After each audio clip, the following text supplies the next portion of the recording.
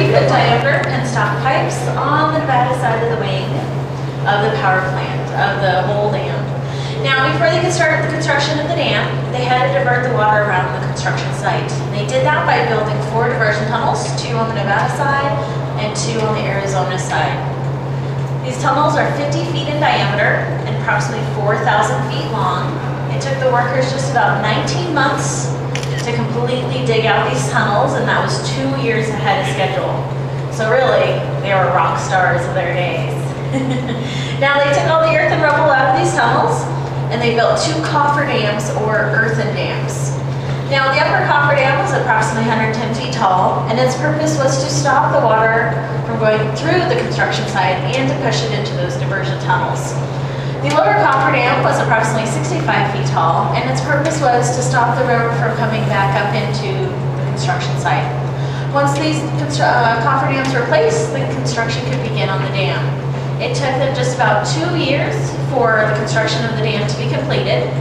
That was working 3 8-hour shifts, 24 hours a day, 7 days a week, and 363 days a year. They only got 4th of July and Christmas off, and those were optional. They could come to work if they really wanted to. Now, once the construction of the Hoover Dam was complete, then they started to fill Lake Mead behind it. And they did that by closing off the entrances of each diversion tunnel. They had large, heavy steel gates. Once those tunnels were dry, then they actually put these huge plugs in, and everything in orange is now not usable. Now they did leave one of the tunnels open so that the river could still have a natural flow until the lake got high enough to go through those intake towers. That took about 2 years. Once the water started going through the power plant, they blasted away that lower coffer dam and they closed that 4th and final tunnel. Now the upper coffer dam, they actually just left it there. It's still there to this day. Didn't serve any purpose, and they probably ran out of dynamite to blast it with. Now, while they were building the dam, they also built 2 spillways, one on the Arizona side and one on the Nevada side. These spillways act as a flood control, so water would never go up and over the top of the dam.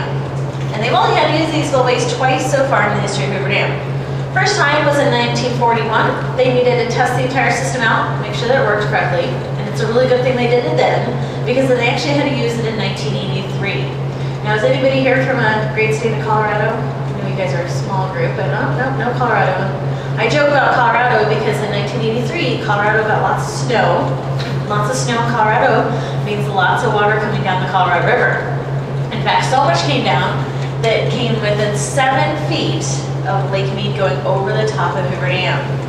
There's a lot of damn nervous people working here that summer.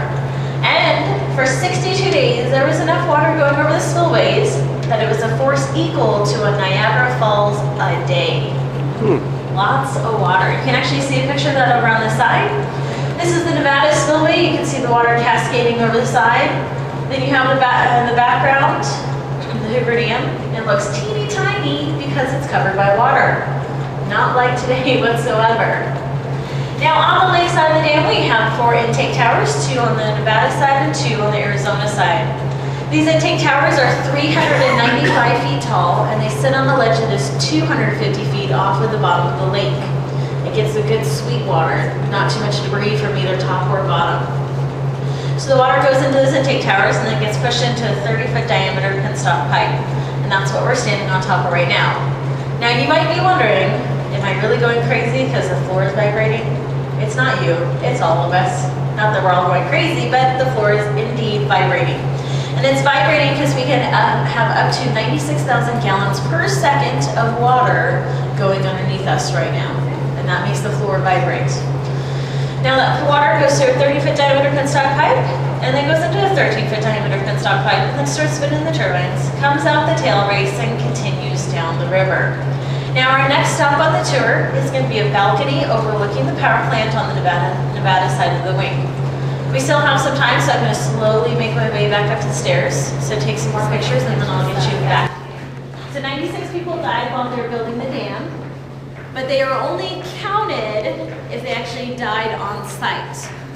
So if they started feeling sick or if they got injured on the site and then they were taken to the hospital, then their death wasn't counted. So if you died at the hospital, it didn't count. If you died at home, it didn't count. If you died on your way to the hospital, didn't count. So it only depends on if you actually died here on site. Another odd thing is if you died on site, if you died on the Nevada side of the construction site, you would actually, your widow would get less money than if you died on the Arizona side. State of Arizona gave more money for construction accidents than Nevada. And so there's actually reports of people as they were quickly going down that path that their friends would take them and drag them across. So if they did die, they died on the Arizona side. So what was the non-official count? The unofficial, they think it could be as high as 200 to 300. The number one killer was carbon monoxide poisoning in the tunnels. They didn't, one of the downfalls of the companies that sort of did, the 6 companies that all came together is they were more focused on getting the construction done before, ahead of schedule and under budget than really worry about the workers. You know, it was the Depression time. They had so many people who wanted to work here, so they knew that if somebody decided to quit their job, somebody else would just step right in. You know, they didn't have a shortage of workforce. Yep. So one of the things that they didn't really follow was safety. Of course, we didn't have OSHA, the big safety regulation people. Of course, if that had been in place, this place would have probably never gotten actually built. But the number one way that people died was carbon monoxide poisoning from the trucks being run up and down the diversion tunnels. A lot of people actually died of overheating during the first summer because they didn't know that if you're really, really hot, you should drink water. It actually, they thought it made you more sick. And it wasn't until they started doing a little research on it that they realized that they should actually be drinking a lot of water than not so much water. And so then they actually employed people who are called water boys, and they'd walk around the construction site with big, 5-gallon buckets, and they'd deliver water to everybody. And that actually decreased the amount of people who were dying because they were actually staying hydrated. So, I mean, definitely some of the things that they learned while building the dam has affected, working conditions. Hard hats supposedly were invented here. People actually would take their ball caps and dip it in tar to make it nice and hard, to protect their head. So that's kind of interesting.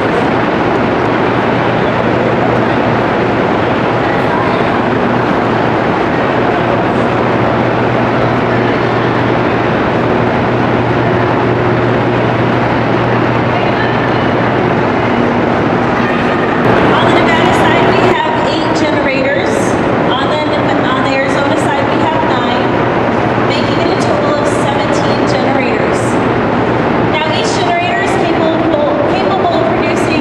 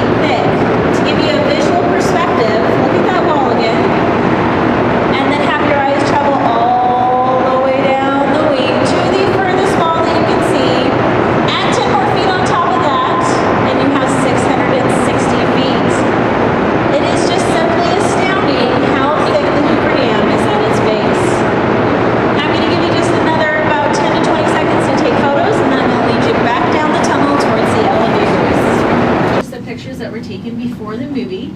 It is up to you if you want to purchase them or not. Also on that level are exhibits talking about the human side of the history of Hoover Dam. There's also life-size generators, so if you want to see what the inside of the generator looks like, that's a great chance to go and look at it. There's also bathrooms and a water fountain. And then take time to go up to our observation deck. That's another, you take another elevator or stairs to get up to there. That's another great place to get some more great photos of the dam and of the bridge. Once you leave, it is a single entry ticket, so you can't come back and visit me. And you guys are visiting Vegas, so you probably want to spend your money back in Vegas, not here again, so I'll understand if I don't see you. But when you do leave, you can go see the wing sculptures. You can go check out our old exhibit building. It has a great 10-minute presentation. You can also walk all the way to Arizona and back again if you really wanted to. And of course, on the first level of the parking garage, we have our gift shop and a cafe. It's very important this time of day. So, thank you so much. And have a wonderful rest of your day. Thank you so much. Yes, thank you.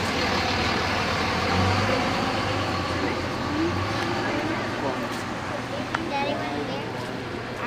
Yeah, we can wait on the other side.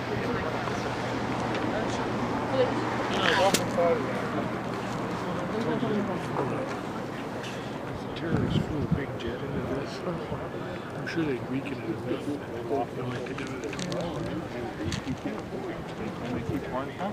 They don't stop. Try to rescue somebody. Half the time they don't know the poor slob has fallen in until it's too late. Or Joe doesn't show up the next day to work. But anyway, it would reach this thing to where it make it collapse. If it did, we go over.